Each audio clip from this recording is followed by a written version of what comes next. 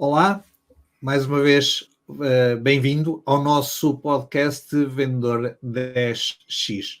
Porquê Vendedor 10X? Porque o vendedor é alguém que anda sempre à procura de crescer e crescer muito, de preferência 10 vezes. De cada vez seria um pouco complicado, mas se for num curto espaço de tempo, muito provavelmente é possível alcançar 10 vezes ou até muito mais.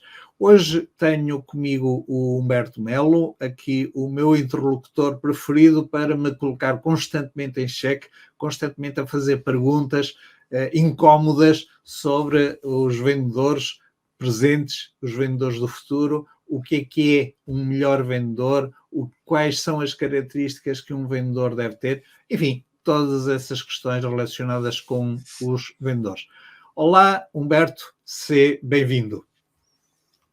Olá, Oliveira, muito obrigado. Mais uma vez estamos aqui juntos no canal JCall, que também na descrição vamos apontar ali o site da JCall e a presença da JCall em outras redes sociais. E sempre imaginando aqui o vendedor do futuro, sempre costumo dizer que é o futuro hoje, imaginado, quando você está assistindo este vídeo, e você, vendedor, já pode ter chegado lá no futuro, você pode estar assistindo algo que foi abordado lá para trás, mas sempre com a intenção de nós instigarmos e incentivarmos a tua análise crítica, né, sobre o que está a acontecer e as tendências para o futuro, sempre olhando para frente, mas com base no que vivemos até agora. E hoje a pergunta não é menos provocativa, não, até porque já tínhamos falado sobre ela. Vamos lá. À medida que os clientes se tornam mais informados, e é importante lembrar isso, que uma coisa é você ter dados, e outra coisa é o que você faz com esses dados. Em algum momento eles se transformam em informação, mas à medida que os clientes se tornam mais informados, como é que os vendedores podem criar um desejo forte o suficiente para levar esse cliente à compra?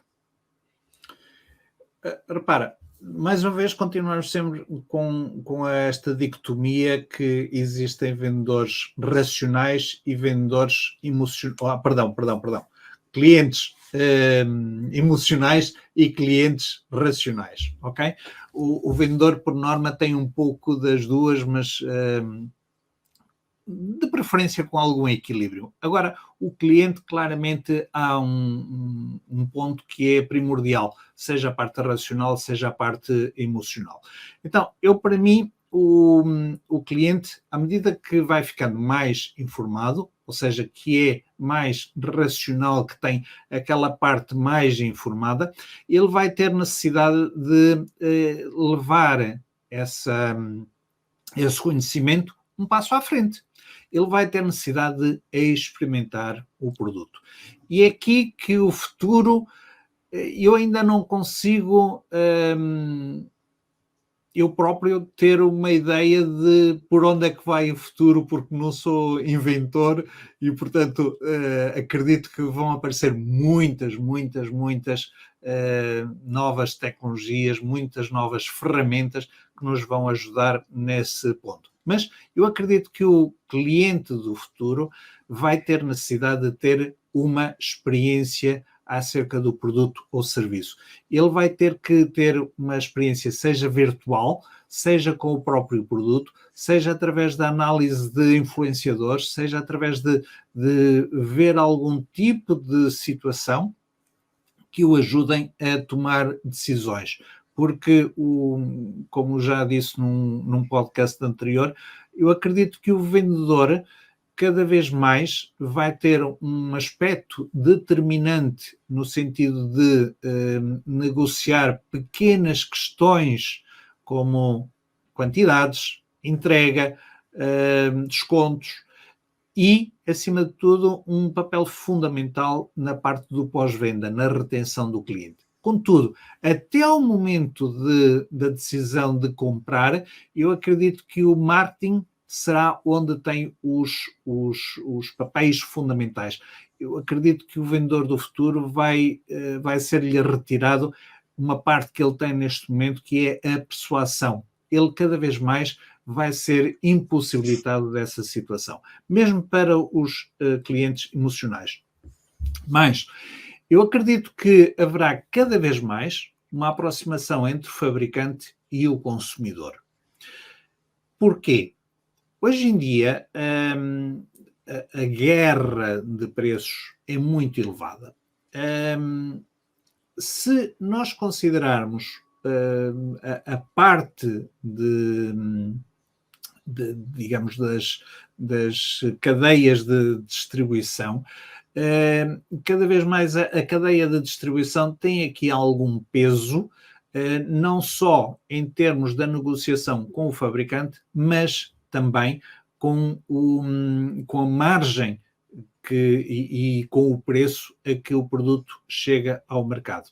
Então, esta cadeia de distribuição, de alguma forma, neste momento, é ela, entre aspas, que manda no mercado, mas eu acredito que o fabricante cada vez mais vai querer chegar mais perto do consumidor. E não é que seja bom nem que seja mau, são situações. Reparem, se o fabricante conseguir colocar o seu produto diretamente no consumidor, ele vai ter aqui a possibilidade de escutar insights da parte do consumidor. Ele vai ter a possibilidade de saber exatamente o que é que aquele consumidor quereria de diferente naquele produto. E, portanto, nesse aspecto é um ponto positivo. Naturalmente que o fabricante desta forma também poderá ganhar um pouco mais de margem, ele poderá influenciar o consumidor e influenciar no sentido de lhe mostrar determinadas características, determinadas vantagens, determinados benefícios que muitas vezes a cadeia de distribuição não consegue passar por não ser, em muitos casos, especialistas daquele produto e, por outro lado, o consumidor mesmo assim conseguirá ganhar alguma margem de trabalho porque está a comprar diretamente ao fabricante, ou seja, será uma relação win-win.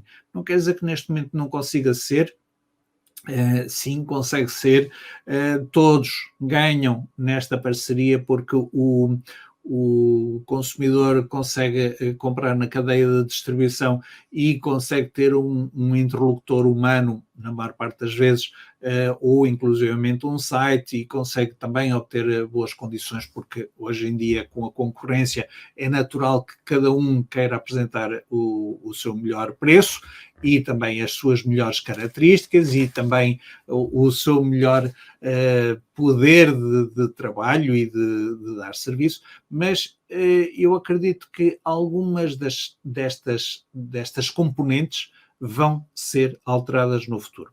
Por outro lado, eu acredito que um dos setores que irá aumentar e que se irá desenvolver muito será o setor dos transportes. É comum em alguns países as encomendas já serem entregues por drones. Noutros países que não existe essa capacidade, muito provavelmente vai haver um desenvolvimento dos transportadores último quilómetro, ou seja, aquele transporte que está dedicado, exclusivo, a determinadas situações de entrega, por exemplo, entrega de produtos perecíveis, que tem que ser entregue num espaço de X horas, até 24 horas, mas que tem que ser entregue, por exemplo, em transportes refrigerados, aquele tipo de transportador que tem que se deslocar no meio das cidades em estradas extremamente estreitas. Enfim, há aqui determinado tipo de espaço de crescimento para determinado tipo de transportes que irão fazer esse trabalho. O nosso cliente cada vez mais é comodista. Ele até gosta de comprar num site, mas depois ele não vai querer ir buscar as coisas a determinado sítio onde comprou. Não, ele vai querer que depois lhe tragam essas coisas à sua casa, à hora que estiver previamente estabelecida. Eu recordo-me que, e não sei se acontece com outras pessoas, mas eu neste momento tudo o que ou que existe a possibilidade de ser digital, por exemplo, faturas, extratos bancários, isto só para dar 2 exemplos, Neste momento já não recebo cartas, eu recebo mails, eu recebo informações, eu consigo aceder diretamente aos sites. Portanto, se estivermos a pensar qual foi a evolução em 10 anos ou em 5 anos, 5 anos se calhar é curto, mas 10 anos, entre a quantidade de cartas que recebíamos, a quantidade de informação que recebíamos na nossa caixa de correio e a informação que hoje recebemos na caixa de correio digital, claramente existe aqui uma comparação interessante a analisar. Portanto, eu acredito que se as pessoas são humanas, gostam de sentir, gostam de tocar, gostam de ver as coisas, por outro lado, também querem ter a comodidade de poder receber e ter essas coisas à distância. Portanto, eu acredito que uma das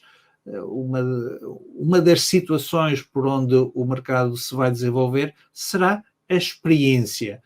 E como é que o fabricante poderá dar essa oportunidade de experiência? Não sei. Existem já algumas ferramentas, mas que eu não me sinto a pessoa adequada para falar sobre elas. Acredito que cada vez mais